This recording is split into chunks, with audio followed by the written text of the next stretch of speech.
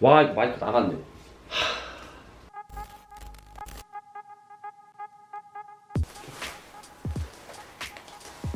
안녕 지구인, 난 외계인. 하이. 요즘 저의 영상에 자주 등장하는 한 남자가 있죠. 그의 이름은 바로 케이시네이스탯. 여러분이 이런 의문을 가지실 수 있어요. 1180명이라는 구독자를 가진 유명한 브이로그라는데 도대체 이게 왜 유명한 건가? 유튜브에 보면은 정말 예쁘고 잘생긴 사람들 정말 많잖아요. 그런데 사실 케이씨가 그렇게 친절하게 생긴 얼굴은 아니에요. 그죠? 짧게 설명해보자면은 그는 브이로거이자 영화 제작사이고 나이키, 삼성, 메르세데스 벤츠 이 최고의 브랜드들과 바이럴 컨텐츠를 제작해내는 최고의 영상 제작자죠. 절반이 넘는 브이로거들은 케이씨로부터 영감을 받고 유튜버를 시작했을 거예요. 뭐 대부분의 부금이 케이시네이스탯이 자주 쓰는 부금이에요, 사실 여러분.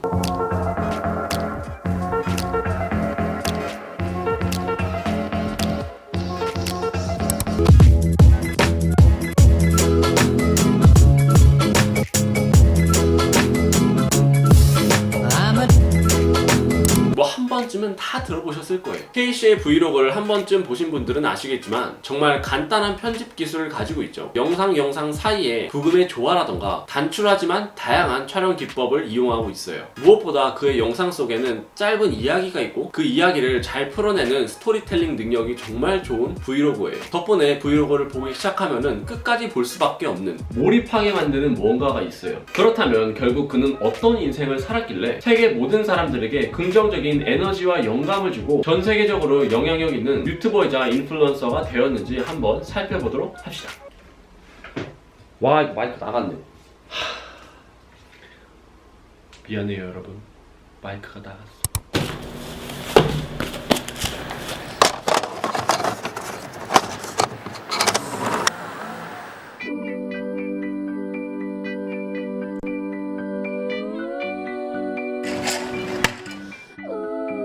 Okay, so I was born March 25th, 1981. I can't draw very well, so my friend Kim is going to do that part. March 25th, 1981. My mom said that she was watching a horror movie when she went into labor with me. So there's that. I had 3 siblings, and we lived in a lower middle class part of Connecticut. My dad was a restaurant supply salesman. He sold forks and knives and dishwashers and stuff like that. He worked a lot, and my mom was pretty hands-off when it came to parenting. I'd describe the majority of my childhood as wonderfully unsupervised. I was a pretty bad kid. Like, there were these train tracks in our backyard, and we'd hang glass jars of mayonnaise off of the bridge, so the jars would smash on the windshield of the train as it drove by. Also, this one time, my brother and I lit the tree fort on fire. We didn't mean to. We just wanted to have a small fire in our wooden tree fort.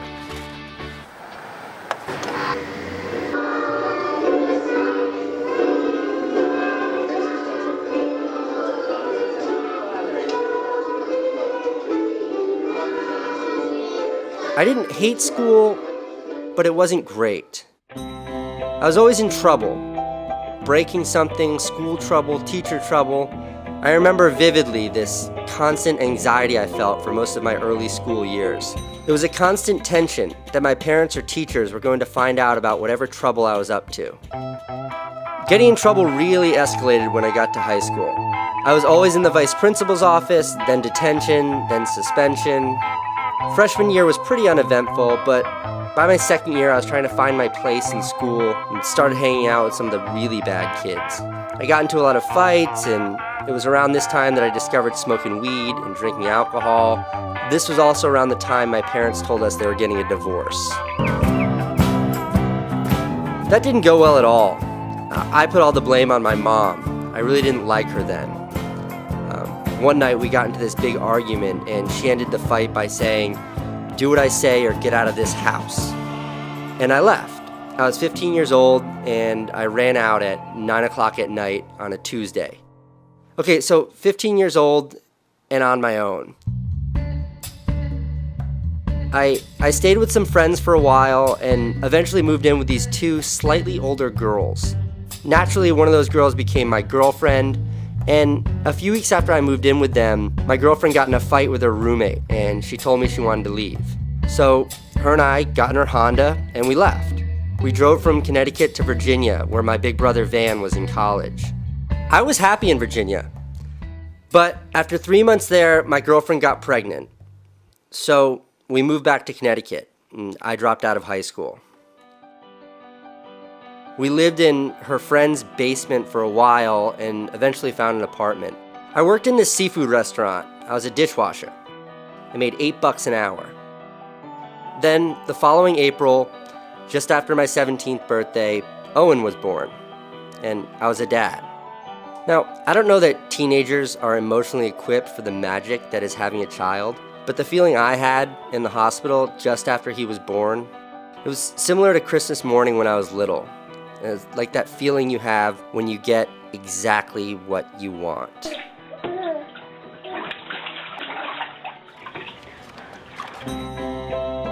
We moved into a trailer park. It was cheap and in a less dangerous neighborhood. And we were poor. We were really poor. We were even on welfare for a little while, but I never liked the idea of handouts. Slowly things settled. Life was okay. I made a little bit more money in the restaurant, and when he was about 1.5 years old, we drove into New York City and stayed at my brother's apartment in Brooklyn. It was our first vacation. My older brother had just gotten an iMac, one of those funny shaped blue ones. Actually, this is the exact iMac. This is the first iMac you could edit video on, and we made this little movie of taking Owen to the zoo. I loved the process. When we got back to Connecticut, I immediately maxed out my only credit card and bought my own computer. I spent all my free time making these little movies. And for the first time in my life, I felt like by telling these stories, I had a voice. Then, for a lot of good reasons, Owen's mom dumped me. It sucked. I didn't know what to do. Now, before the breakup, I had this plan, this dream, to move to New York City in like 5 years. But I just kind of said to hell with it and decided to move to New York City immediately. It was June 2001. I was 20 years old and I moved to New York City. I was here to become a filmmaker. Filmmaker sounded so much cooler than dishwasher. This was, without a doubt, the hardest time of my life. I didn't know anyone, I didn't have a plan, and for the first time ever, I didn't get to see my kid every day. He stayed in Connecticut with his mom, and I'd go back to be with him 3 days a week. It made me so sad. I didn't want Owen to grow up and think his dad was a loser. That town in Connecticut it felt like a dead end. That first summer in New York City, I worked as a bike messenger, and eventually this artist named Tom Sachs, somebody my brother knew, hired me for $10 an hour. I put aside $100 a week because that's what it would cost to get back to Connecticut to see Owen. No matter what, I wouldn't touch that travel money. At the end of that summer, my 3-month sublet was up, and I moved into a friend's couch in the financial district of downtown Manhattan. My buddy said that I could stay there for a month, and the day I moved in was September 2nd, 2001.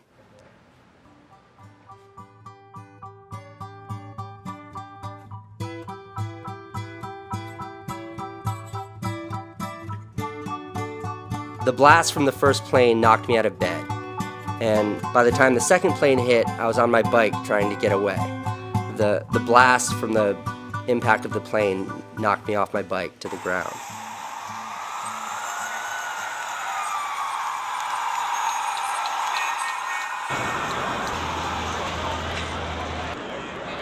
My dad called me that morning, and he said to me, "It's time to come home, time to move back to Connecticut."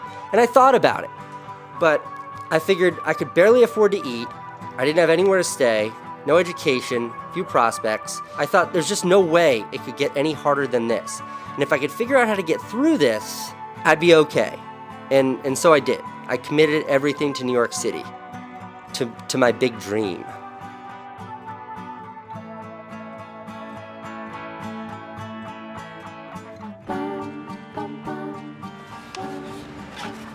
And that's when things started to turn around. My manual labor job turned into a real job with real opportunities. As a studio manager for that artist, a friend of a friend freaked out after the World Trade Center attacks and left the city. I took over his super cheap apartment. All the while I was making movies about whatever subject matter I could come up with. I worked with my brother Van. We made movies for anyone that would pay us. birthday videos, editing actor reels. We literally said yes to anything that involved picking up a camera. And then 2003, I got my first iPod. And when the battery died a year and a half later, I got really pissed off and made a video about their dead battery policy. And I put that online. Now, this was like 3 years before YouTube, but that video exploded. This was back in the day when the word viral was used to describe an STD, not a video. Casey, started with you. You know, I got the first iPod, Generation 1, had it for about... And all of a sudden, people started asking about other movies we had made. In 2004, a video series we had shot in my apartment called Science Experiments was invited to be shown at the Sao Paulo Biennial in Brazil. Things started to get good. I had a little bit of money, and I was able to spend more time with Owen. And for the first time, he and I started taking trips together. What's the pretzel for? The dolphin. You're gonna feed the pretzel to the dolphin. Yeah? When we traveled, I felt like I was able to get to know him in a way that was entirely new. When we traveled, it was just us. And I loved that.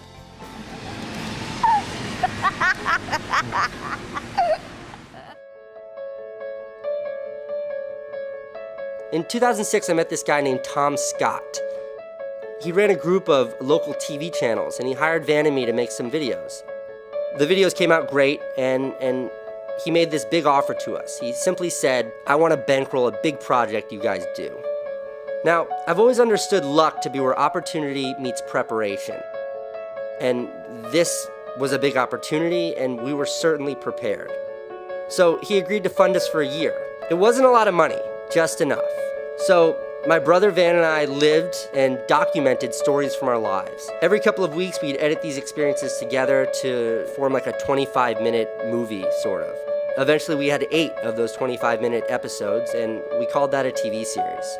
Then, in 2008, we sold that 8-episode TV series to HBO for just under $2 million. It was a big deal.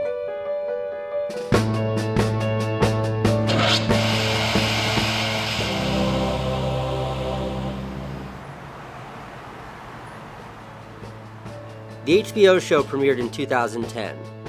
Then my brother and I stopped working together. I produced a couple of movies, and ultimately I just shifted all of my focus to YouTube. I'd found my voice telling stories with my videos back in that trailer park, and I had finally found an audience for it on the internet. Owen turned 16 a couple months ago. He's taller than me now, he's smarter than me, and he's definitely better looking than me.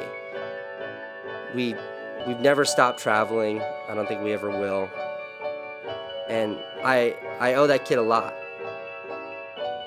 The first 2 decades of my life were spent being told I was wrong, not fitting in.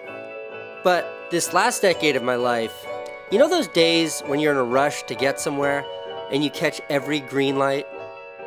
That's what it's felt like. I'm 33 years old, and I have no intention of slowing down.